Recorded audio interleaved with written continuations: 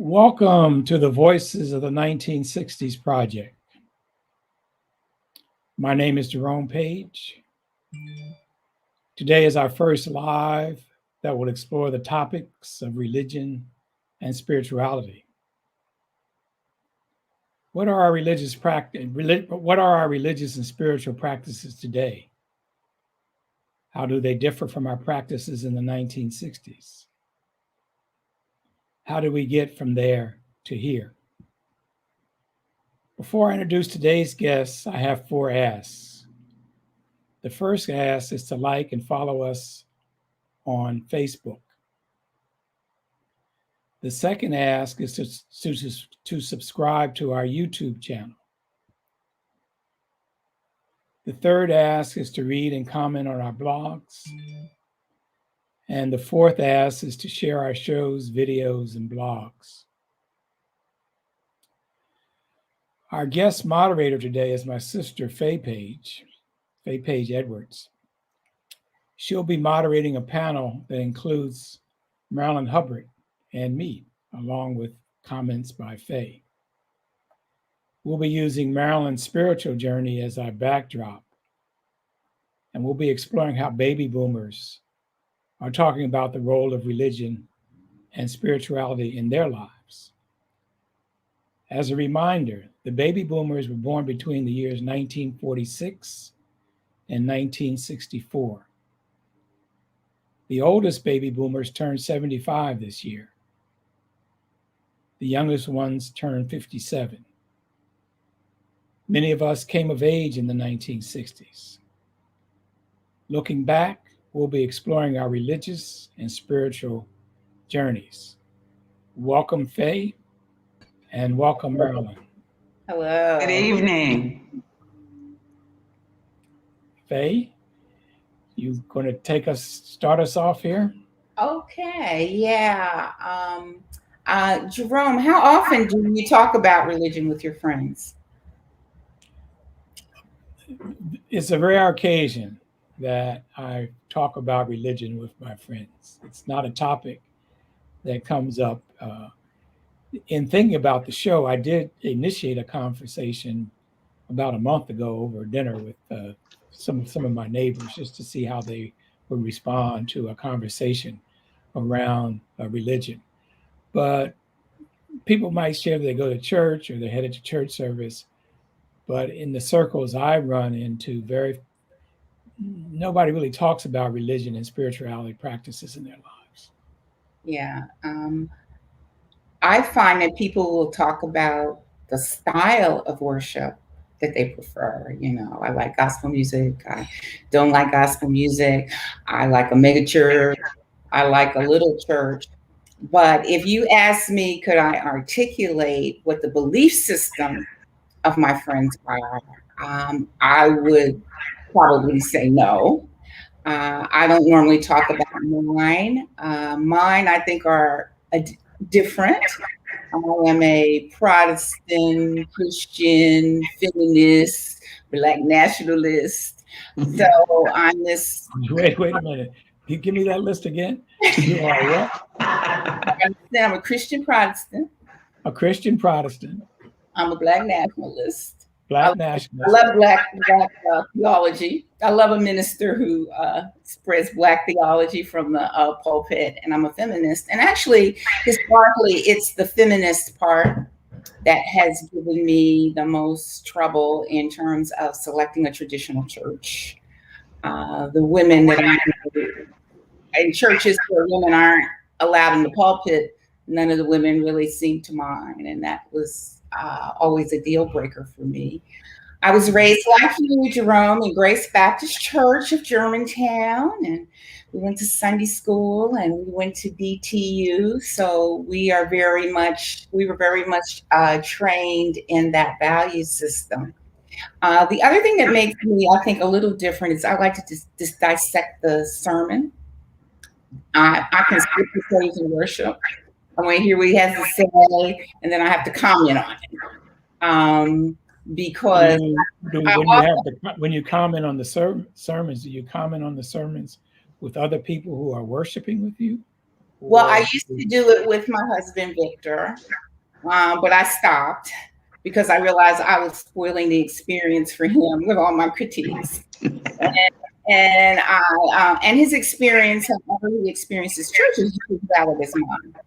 So it's just really in my mind, or sometimes I might call my sister Barbara and say, you know what they said?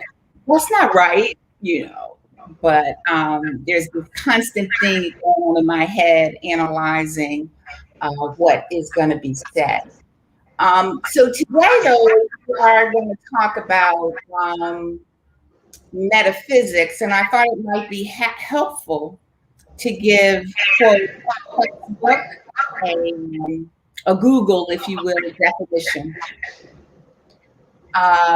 Hey, Faye, before you continue, there's a slight little feedback on your microphone. Okay, let's see how we can do this. Let me see if I can. That's the challenge, is live, what they say, live TV. Live, yeah. Well, I don't know what to do. So okay, that's fine. We may have to. Do you have your phone on? It might be turn your phone off.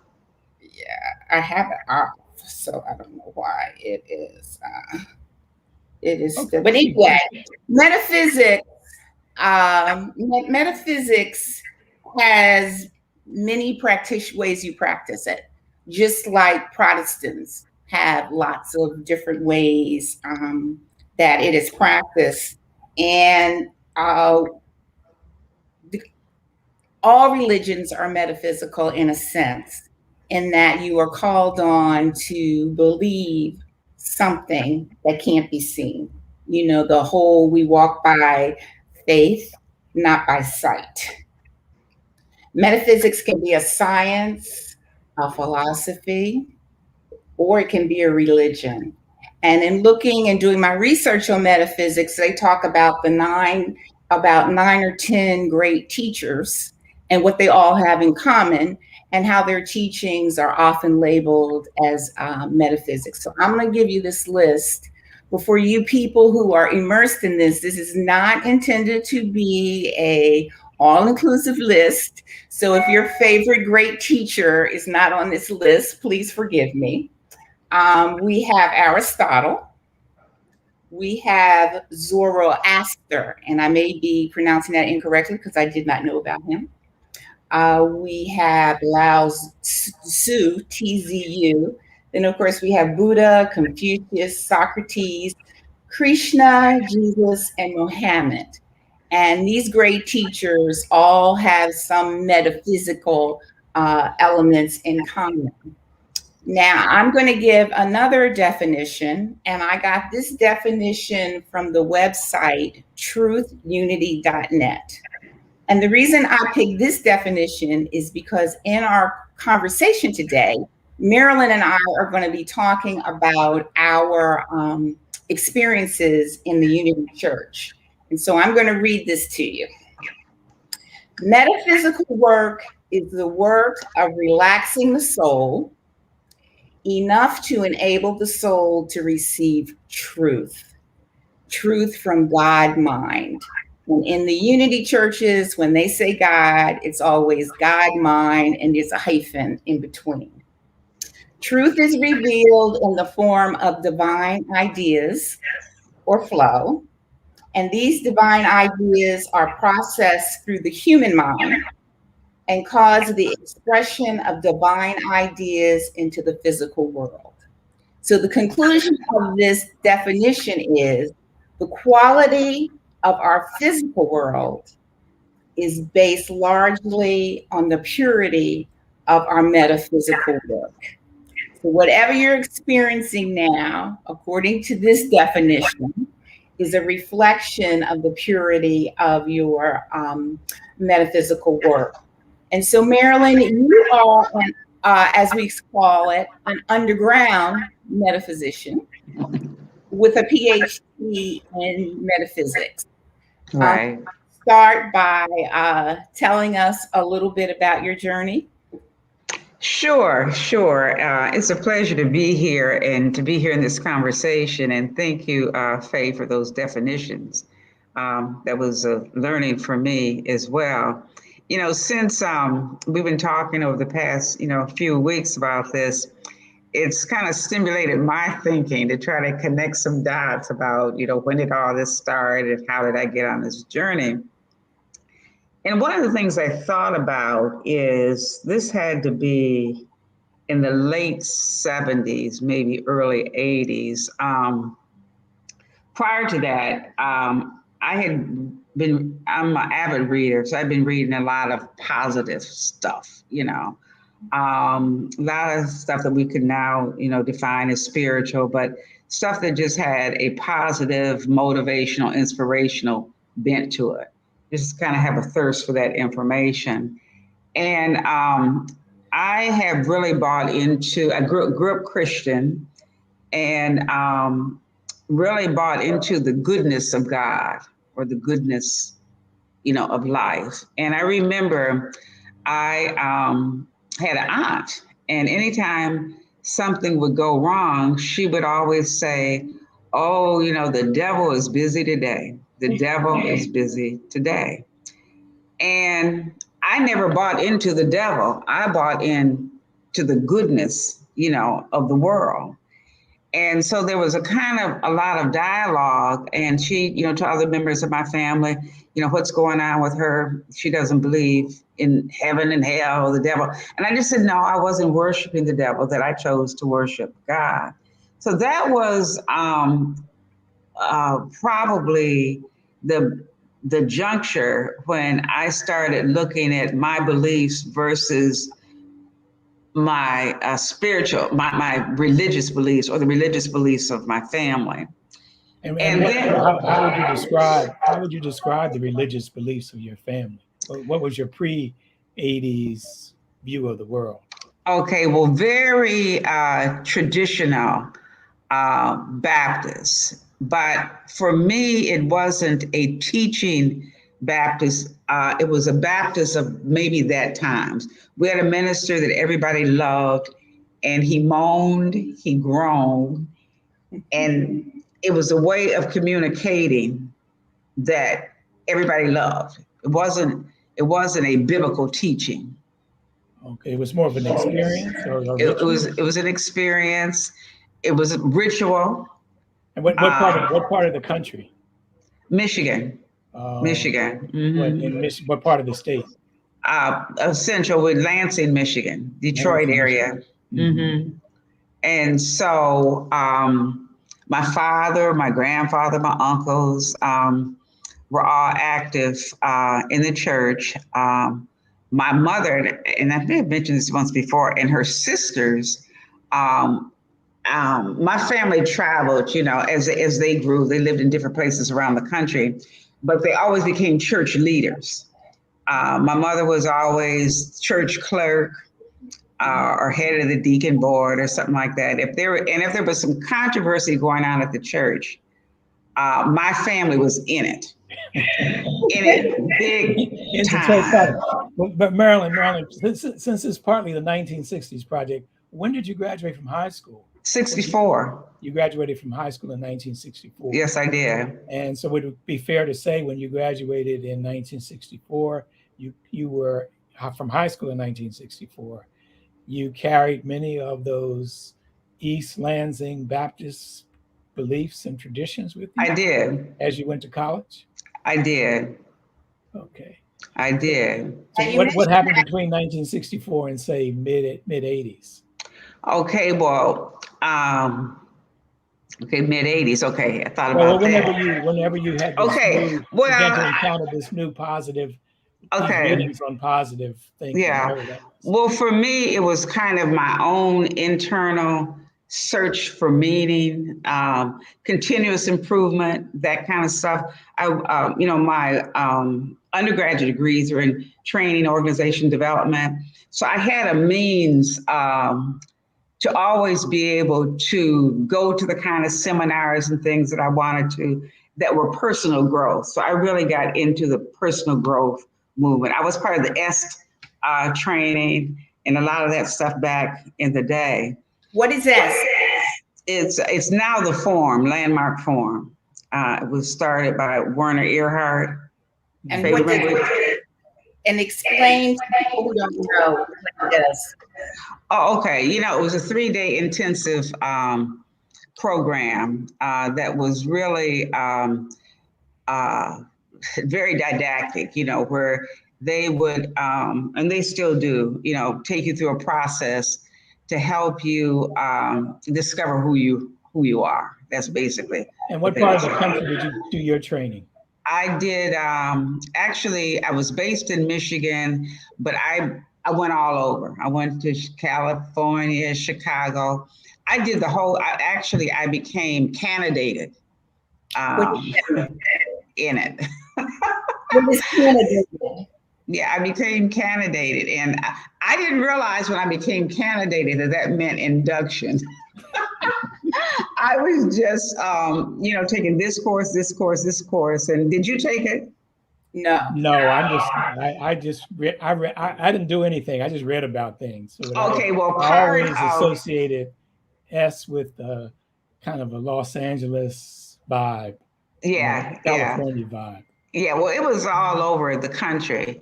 And actually, one of the, let's see, accountabilities was to be able to enroll other people into the program. And I so, got many invitations. And one day I said, if one more person calls me up and tells me I need to be better.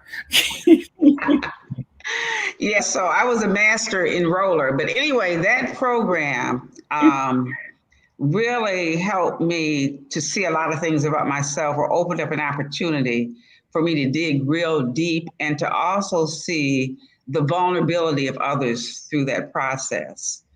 But one of the things that I have been thinking about is my own evolution. I always have worked with women, at least most of my adult life, and I started an organization called the National Association of Black Women Entrepreneurs. And I remember in the 80s, we used to talk about surviving in the 80s. And then it was succeeding in the 90s. Yes. The first part of the 90s. Then it was making success happen. So we evolved from, you know, mere survival to success. And then all of a sudden, I realized that you don't make success happen, you let success happen.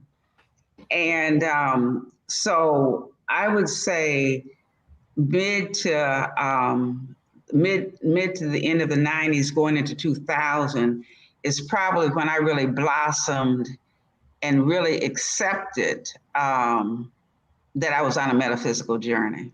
Now, when you were in college, and you go to college, you go to church while you're in college? Yeah, but not you know, like I did when I was at home. Yeah, I think I was in a Bible study class there, but you know, I was in college having fun. Yeah.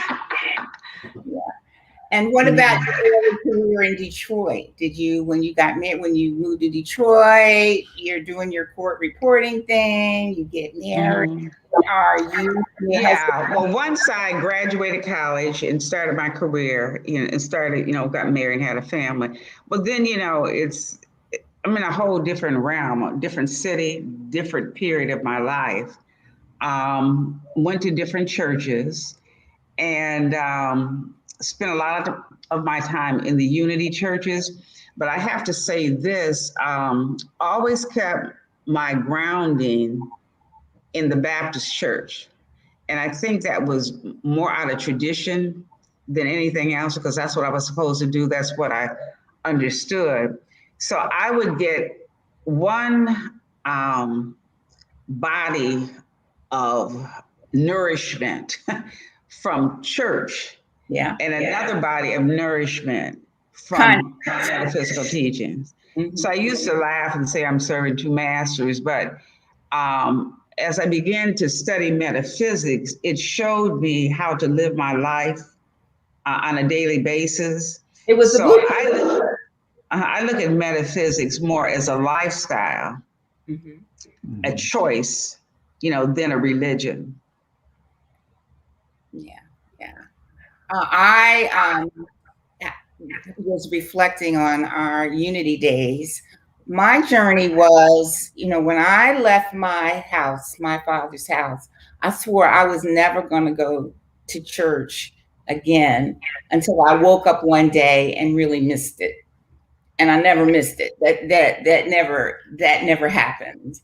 And then a friend of mine was searching, and she was my roommate. And so, in support of her, I went to Unity and eventually found my way to Church of Today with Jack Boland. And in our conversations, I realized how much that experience really, really had formed me. How during that time, the people who would go on to be these great positive thinking metaphysical leaders like Dwayne Dwyer and Les Brown and Og Mandino, we were listening to them for free. This was in their careers, and we were, or maybe for a love offering. And one day in the New York Times, it was a full page ad. It cost like $500 to go see them. This was many years later, and it just made me reflect on the quality, what I consider the quality of the metaphysical learnings we got there. And then I moved around the country, though, I never found another Unity church that seemed to speak to me. That was like one experience for me.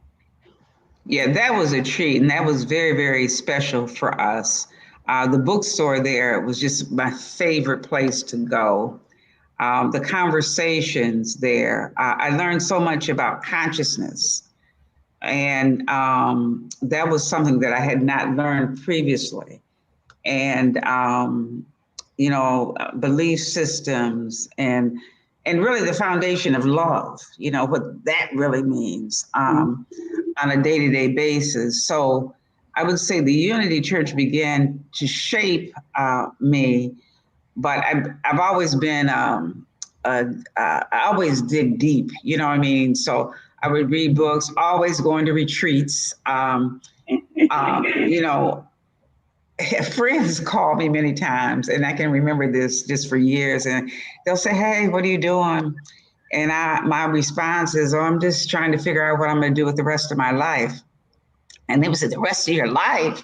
This is Saturday morning at 10 o'clock.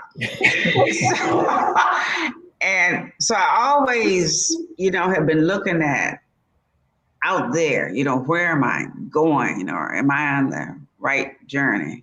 I might say one other thing, and then I'll stop for a minute. In 1990, I wrote a book called Sisters Are Cashing In, How Every Woman Can Make Her Financial Dream Come True. And it was really a self-expression of my metaphysical beliefs. And I would go around the country. It was published by Perry Putnam, doing book signings, and people would come to me with tears in their eyes, and they would say, "I read your book and you changed my life. You changed my life." And, and when you do book signings, you have a minute in front of people where you're talking to them, but I could see in their eyes that they were serious. Well, that's frightened me. That frightened me because I began to question myself by saying, I told them what my truth is, but is this really the truth? Okay. And I did not want to be held responsible for leading somebody down a path of my truth. So that's something I still struggle with a little bit. As I recall, the book was your master's thesis. No, my PhD thesis. PhD thesis. Right. Dissertation. So you are Dr. Marilyn Hubbard, metaphysics. Right. Metaphysics. That's right. Can you say the name of the book again? It's called Sisters Are Cashing In, How Every Woman Can Make Her Financial Dream Come True. And the last 8 chapters, it was revealed to me as I was writing the book. It was just boom, boom, boom. It was 8 S's. And I have taken that, I wrote that book in 1990, and I've taken that model and perfected it over the years. And so it's kind of my contribution of the world, for the world. So as I've done training in my career over the years, it's been out of what was revealed to me as I was writing that book. Would you consider that a metaphysical experience that you had? Since we're talking about it, yes. Okay. Mm-hmm. Yes. And actually, what happened to me was I would hang out with authors. Les Brown had written a book, George Fraser, George Sabir. I don't know if you know any of these names. Mm-hmm. Anyway, I met my agent through them and was able to get a book deal. And they sent me in advance to write the book. And I had a year to write the book. And but I wasn't writing the book. I was ego tripping on. I got a contract from a New York publisher to write a book. And I was feeling insecure because around the same time, Oprah had gone national and Iyanla Vanzant was out there. And I would listen to them on the TV. And I'm like, well, why do I need to write a book? They're already saying it. Okay. And so I would share kind of some of my uncomfort with my publisher, and they would say, look, we don't care about their voice. We want to hear your voice. Your voice. Mm-hmm. So I remember one Sunday, it was Saturday, it was Valentine's Day. I was going to a Valentine's Day luncheon, and Les Brown had called me that morning before I got in the shower and said, I'm telling you, if you don't have that manuscript to them, if you're supposed to have it on Friday, Monday morning, you're going to have a letter from them. They want their money back. And so I was like, oh my God, I'm going to have to give this money back if I don't get the manuscript done. So I actually went into the shower and I said a prayer like, oh, Jesus, what am I going to do? I don't know. So I said my prayer in the shower. And when I came out, these 8 S's were revealed to me. Mm-hmm. Mm-hmm. We'll have to have a show on the 8 S's. On the 8 S's. You'll hear more about them. Okay. But the first one is I have one more question before we go to Jerome's journey. I know Marilyn as a metaphysician. And then later, we had discussions about your later quest to become a Bible scholar.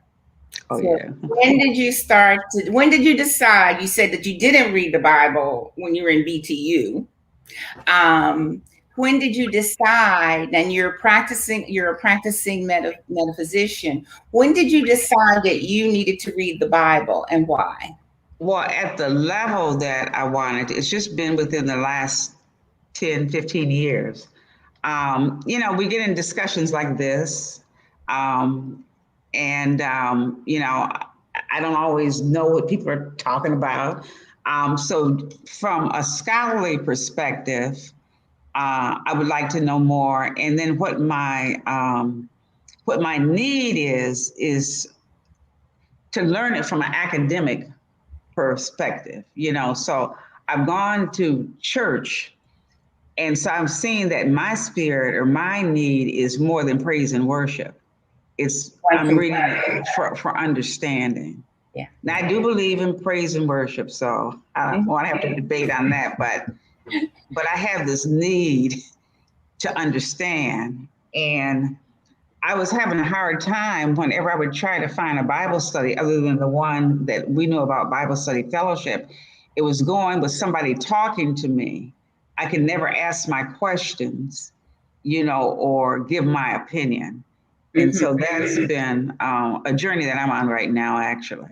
But you had completed the miracles with Marianne Williamson back when. Oh, yeah. Can you repeat that? You said that Marilyn had studied with Marianne Williamson in her Sure.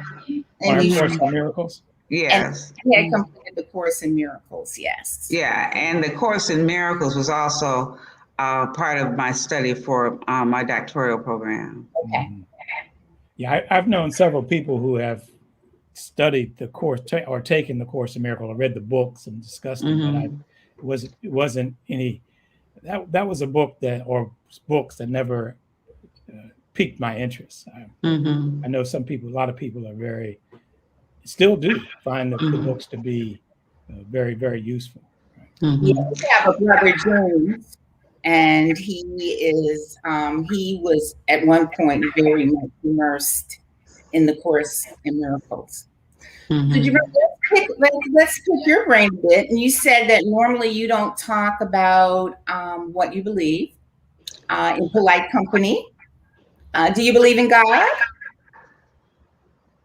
I pause when people ask me that question. I know I need an answer, but I don't want to be evasive. But to me, to answer that, God, the concept of God is such a loaded concept, and it means so many different things to so many different people that I basically have dropped the concept of God.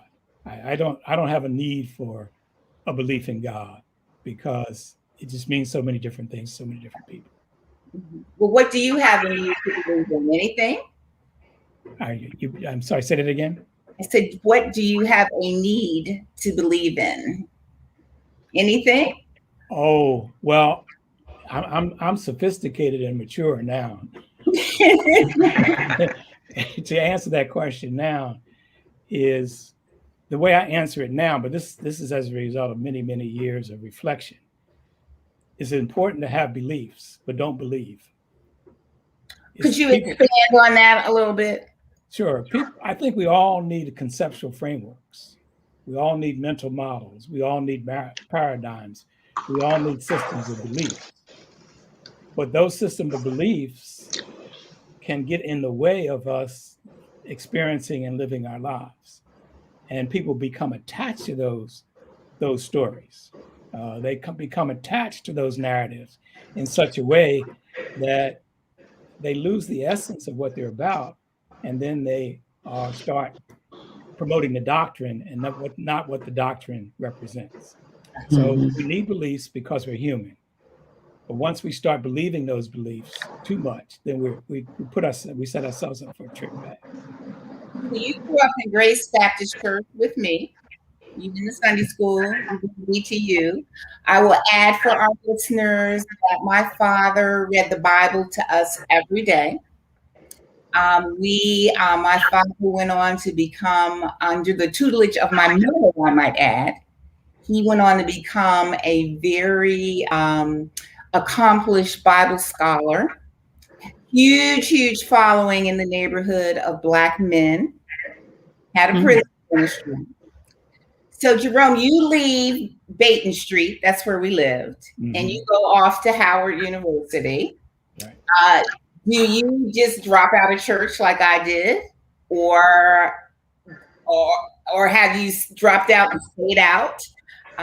So talk about how you come on this journey of deciding that you need beliefs, but not believe. Okay. Well, yes, I growing up, I was churched. After I got grown, I became unchurched.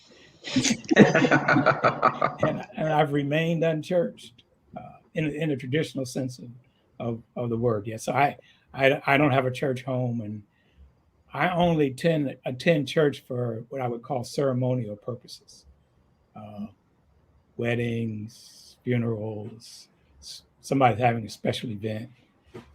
And then my daughter, Gina Page, who's the president and co-founder of AfricanAncestry.com, the company has a church program, so I would often accompany them to their church activities. So I was in and out of church occasionally, but now, so so if you ask me, do I go to church? My answer would be no. But for a lot of people, it's important for them to go to church. Yes. And I honor that, and I respect that, and I don't disparage that in any way. So for example, when I go to a funeral and I'm singing the hymns with no hymnal, people want to know why, since I go to church. I don't know all the songs, but as you say, we were immersed in the teachings and in the Bible, and not only in the teaching the Bibles in the church, but if my memory serves me correctly, in both high school and college, I took courses titled something like "The Bible as Literature," because the Bible. I was not aware of that. Pardon? I was not aware that you took those classes. Yeah, I think both in high school and college, I've taken the courses, literature courses, because you had to take quote unquote English literature courses, and often the Bible as literature, not as was a course that was offered as an option for people to take. So I've looked at it from a literary standpoint as well, and also in my academic studies around the course of the economic development of countries, the role of religion in economic development is a major theme, particularly when we get the transition to the rise of capitalism. And there's a classic study by the sociologist Max Weber on the Protestant ethic and the rise of capitalism, and to look at the relationship between religious beliefs and economic development. So that's been another thing. But also, as you mentioned, our father, he encapsulated one of the major, what I call internal contradictions around religion, in the sense that the Bible for him, he studied the Bible, and he became I became aware of him being the great scholar, the great teacher many years after that. But the Bible for him was he became literate in terms of learning how to read and write through studying the Bible. So the Bible was a source of literature. It was a source of philosophy. It was a source of morals. It gave the structure for his belief system. And we see that within the African American tradition. So under an institution of slavery, you have, because of the way in which slaves, the enslaved were allowed to practice, you have both the slave master and an enslaved both praying to the same God. At least on the surface, that's on the surface. Right. And so when you study, say, if we just take the issue, I mean the African American experience, Christianity in particular, while it's ostensibly a religion about salvation, became the rationale for enslaving Black people. Yeah. And when we went to Ghana in 2019, and that's a classic visit, where the church is established over top of the slave dungeons. So systems of belief that reinforce slavery, enslavement, the degradation of individuals, I just didn't have any need for it. So, but again, you have this question of people trying to make meaning out of life, and so we have today these contested views of who God is, what religion is, what Christianity is. So you'll get a Reverend Al Sharpton talking about God and religion and faith, and then you'll get the right-wing evangelicals all talking about God and religion and faith. So there's this what we say from the 70s and the 80s. God is a contested concept, just like democracy is a contested concept. And so we can see how easily it is that the beliefs of the faithful lead to the killing of the kids of the unfaithful. Now you mentioned all in the name of love, all in the name of God. All in the name of love, yes. Right. Now, when we were in Ghana, you felt the need to baptize yourself. And you said you recalled your Grace Baptist Church baptism. Right. So, yes, you're raised a certain way, and even though you might stray, the influences are there. And we grew up in Grace Baptist Church, and the baptismal service was a very important one. At some point, I got baptized. I remember it was on a Christmas day. Must have been in junior high school, I would imagine. And it wasn't something that I particularly, I did it. I guess it was time for me to do it, and I went through it, and that was fine. But When we were in Ghana in 2019 as part of the commemoration of the year of return. So 2019 was the noting of the 400 years of the recording of African American, of enslaved Africans in the United States. So in 1619, so in 2019 was the 400th year of that. And the country of Ghana had a welcome home party for people in the diaspora. Nice. Big party. Big party. And we went and spent about 10, 12 days there. And part of the visit was to the learning about the history of enslavement. Well, we know that part of the history that the Africans were involved in the enslavement trade as much. So many of the Africans were captured 300 or 400 miles away from the coast of Ghana, and they were marched to the slave castles or the slave dungeons. And just before they got there, they had to take a bath. And the river is, I think it's the Aswan River. And it's now known as the last bath. That was their last bath before they were put into the slave dungeons, which were just horrific conditions. And so when we visited the river there, I felt a need to re-baptize myself because it was their trip out. It was my trip back. So that was their last bath. That was my first bath in the ancestral homelands of Africa as represented by being in Ghana, even though our DNA takes us back to Liberia and to Nigeria. And then when earlier this year, the summer when I was in Egypt, and then we were studying ancient Egyptian history, or Kemetic history, one of the practices, I found that this is a practice among many spiritual traditions, on your way to the temple or on your way to the journey, there's a period where you must cleanse yourself. And that's all that practice has become known as being baptized. And so I got a chance to quote unquote wade in the Nile. And so I felt like I was being baptized a third time. In the summer, earlier this summer.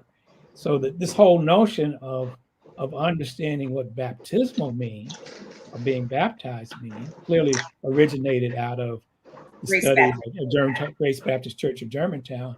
But as I've read widely, most spiritual traditions have this whole notion of cleansing oneself in order to be ready to receive what the spirits from above. Now, you are very well known as a yogi, very well known for those who did not know, as a teacher of mindfulness. Oh. How does that fit into your spiritual journey, and how did that process get started? Oh, I have an official version. I have an official version because as you get, people want to know, how did you get started? So I created this version of how I got started in the beginning. But more recently, as I indicated, part of my academic journey was what we call comparative analysis, comparative history, comparative economic development, comparative thought. And one day I was teaching this course on comparative planning, how the people in the East plan versus the people in the West. This is around 1988, 1999. And you put your T chart up. On the left, you have one group, on the right, you have another.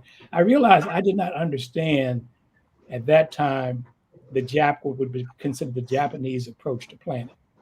And so they make this distinction between the rational approach of the West and the non-rational approach of the East, and how the West is concept-based and how the East is non-conceptual based. And I was teaching them, what the hell does non-conceptual mean?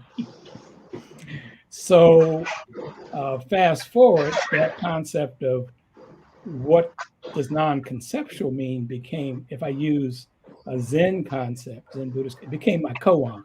It wasn't given to me as from a master or anything, but from everyday life, is what does it mean to be non-conceptual?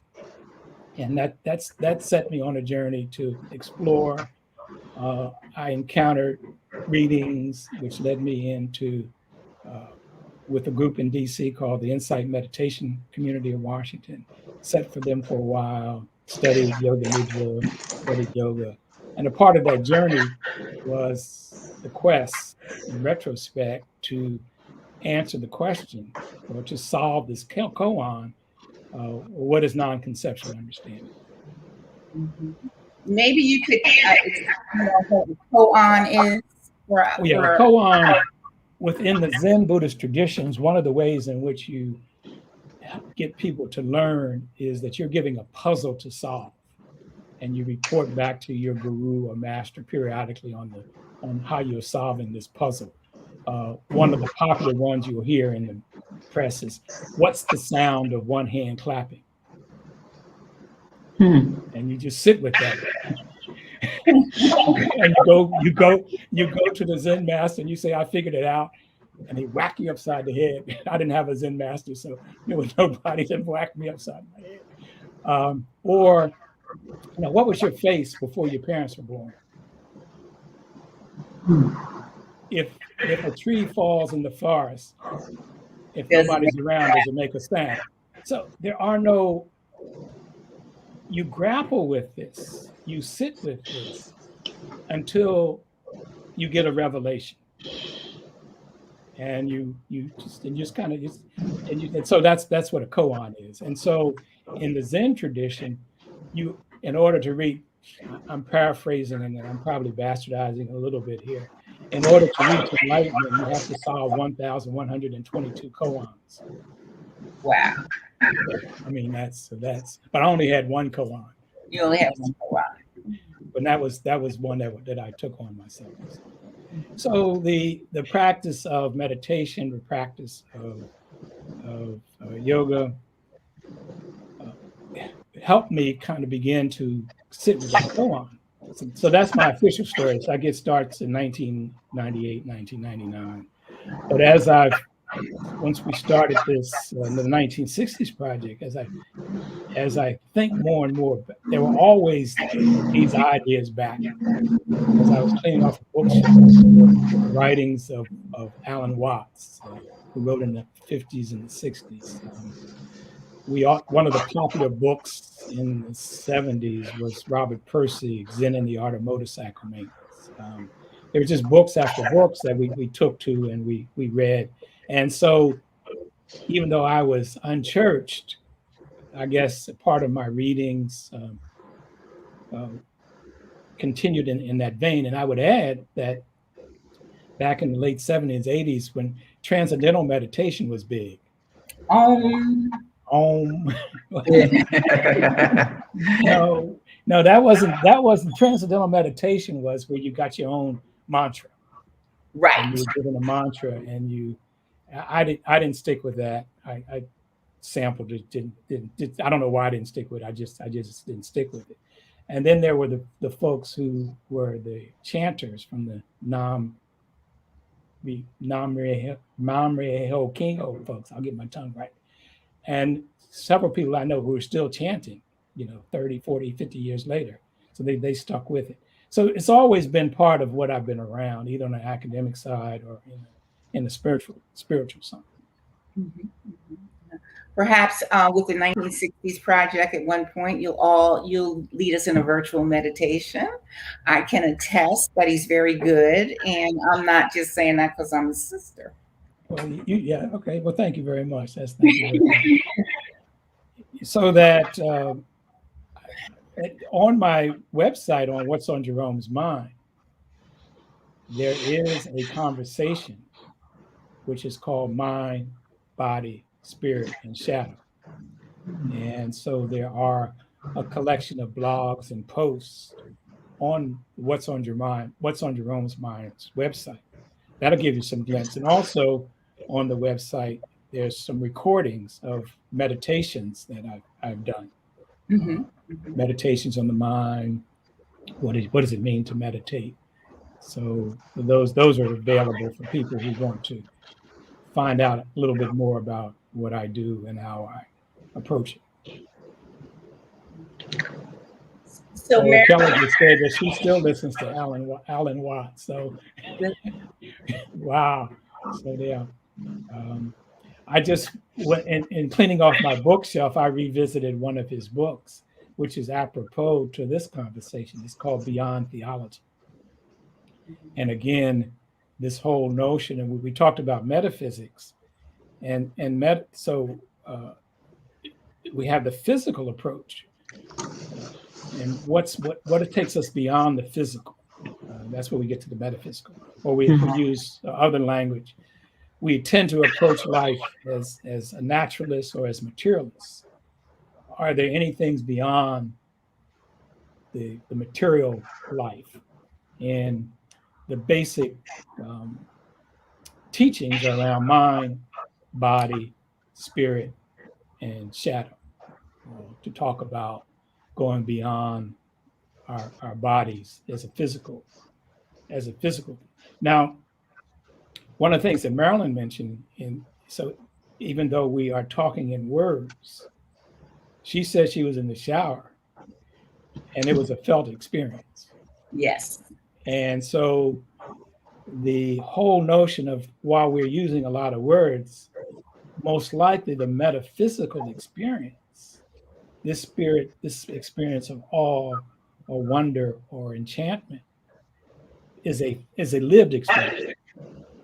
And it is not an intellectual experience. But Yeah. we need words to talk about. We need words to say. Yeah. When we were preparing for our conversation, we talked a little bit about the printing press and how revolutionary it was, and how the concept of the printing press and the ability of having the King James Bible translated into everyday language was technically supposed to be an experience that diminished the role of instruction from the church and freed you up to have your own personal experience, because you could now read the Bible yourself, sit with it, and have your own experience and have the word speak to you. The printing of the King James version of the Bible. So if there was a King James version, there must have been other versions, right? We won't need to get into that. We won't do that here. King James version historically was one of the greatest advancement in worldwide literacy, because just like in the case of our father, studying the Bible also became a way of increasing literacy.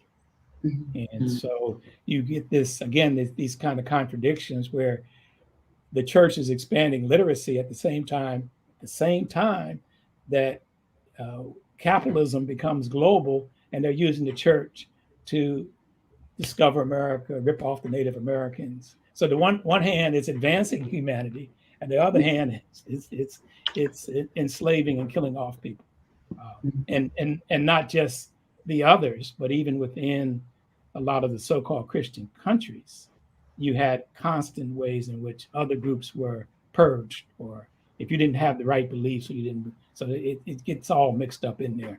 And yeah, the Protestants versus the Catholics. Yes, it's the classic holy war. And then you get the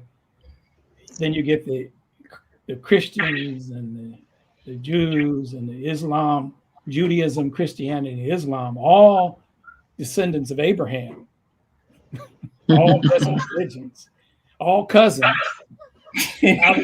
out there duking it out for thousands of years. And so everybody's praying to the same God, and I'm going, okay. Yeah. So they're all descendants of Abraham. So Marilyn, do you have anything else to add? Any thoughts that maybe have percolated as a result of listening to Jerome? Well, I'm learning the depth and breadth of Jerome, and I can't wait to go to the page to read what you just mentioned. But I do have a question for Jerome about his mindfulness training. Could you just tell us a little bit about that? Okay, yeah, I can say a little bit about that. I got into mindfulness training. We might go over a couple minutes, but again, around this 1998, 1999 period, I was an avid audiobook guy. Mm-hmm. I was just consumed audiobooks. They were on cassettes back then, just to give you some. And one day I got this advertisement from a publisher called Sounds True. Mm-hmm. And Sounds True was offering, quote unquote, a sampler of their best of Sounds True. So I was listening, didn't really, I ordered it and started listening to it. And that's really when I got interested in meditation. So several of the folks, particularly a guy named Shinzen Young, Carolyn Mace was on there, many other folks. And so I followed up with on the readings of or audio work of this guy Shinzen Young, and he had an audio series called The Science of Enlightenment, and it was through listening to that I learned about Theravada Buddhism, insight medicine. So within the system, if you're here in Washington D.C. with the Insight Meditation community, it goes from Theravada Buddhism to insight meditation to mindfulness. That's the sort of lineage. And so I just happened to be looking for a yoga class, and I called the local yoga studio, and they said, well, the yoga is closed for the holiday, but our insight meditation groups will still continue to meet. Mm-hmm. And so I started sitting with folks here at a place called Willow Street Yoga, and then found my way over to River Road, where the main site, and then began to go on meditation retreats and things like that. So in one sense, it was the marketing by the Sounds True people. Okay. Typical American capitalism, right? So, well, does that answer your question, Marilyn? Yeah, thank you. And to answer Faye's, I would just say, I would encourage you, Jerome, to continue these conversations. It's really good to be in these kind of conversations with people who look like me. And with the knowledge that you have, I mean, this information is so important and could help so many people. And so I'm really enlightened as we've talked over the last hour, and feel encouraged and inspired. And well, this is turning into a mutual admiration. I found your experiences very stimulating and informative as well, and how you continue to manage this. What you can take from your traditional Baptist training, marry that with your metaphysical training, and still be able to enjoy what I would consider the best of both worlds. Mm-hmm. So I think that's part and parcel of being in a where we are as society in terms of technology and access to folks, is that we don't have to be dogmatic, and we don't have to be fundamentalists. We can be open to experiences and enjoy those experiences and learn from those experiences wherever they take where they're taken. And Okella's chiming in. She's got all the hit holders, Alan Watts, Carolyn Mace. So we're all good. Well, Faye, thank you for being the catalyst for all this. Oh, my pleasure. The channel. I'm Jerome's muse. She's my whisperer. So let me say thank you to everybody for listening to the first of our series on religion and spirituality as part of the Voices of the 1960s. We will be having occasional conversations for the Voices of the 1960s. We'll be having the lives every other week. So we'll have another one in 2 weeks, and we're going to continue with the theme of religion and spirituality. But we're going to explore two novels by Marilyn, what I want to say Robinson. Marilyn Robinson wrote a 4-part novel series. The first one was called Gilead, and so we're gonna talk about Gilead, which was number 1, the first in the series, and Jack, which is the 4th one in the series, and how the whole issue of Protestant religion unfolded in the development of Iowa and subsequently parts of urban America, both Black and white. So if anybody wants to join us, we'll get the notices. Thank you, Faye. Thank you, Marilyn. And thank everybody for listening. And I will just add that if you have a reflection or some thoughts from the 1960s that you would like to share, we would love, love, love to have you on the program.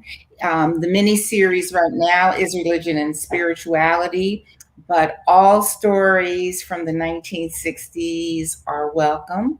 So if you would like to share, or you know someone that we ought to encourage to be on one of our Facebook Lives, just DM me or send Jerome a message and we'll hook you up. Sounds good. Thank you. Good night, everyone. Good night. Good night.